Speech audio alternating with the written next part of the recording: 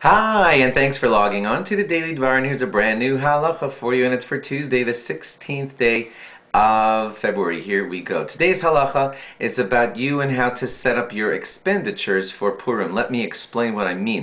On Purim Day, you're supposed to arrange for shalach manos, presents that you give to your friends and neighbors and relatives, etc.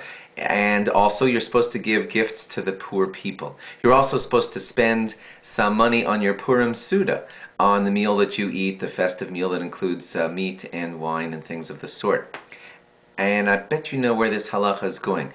It's not just me saying this because I want to be nice. It's really the halacha that the supreme expenditure should be the one on giving the gifts to the poor. They're the ones who need it the most, and of course your finances should be directed mostly at where you could do the most wonderful thing. It is the most wonderful thing to be giving gifts to the poor people on the day of Purim.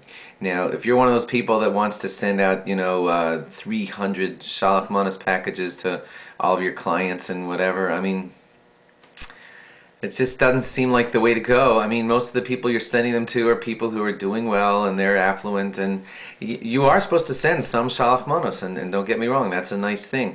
But if you're going to do elaborate shalach manos, that's not necessarily the way it was intended. If you want to do elaborate things, do some elaborate help for people who are in need, and that will be the best way to spend your Purim expenditures. One more thing for you in that same vein, and that is there is a custom, kind of pretty much like a law on the day of Purim, that whoever asks you for money, you should be giving charity, and you shouldn't be stingy on this day. This is a day when we just feel like it's such an auspicious day, and God has helped us on this day and asks us to be forthright, I think is how you say it, about being quick to give other people. And so you should willingly give to any reputable Jewish collection that's coming before you on the day of Purim. Of course, if you feel that you're being scammed, hey, that's a whole other story.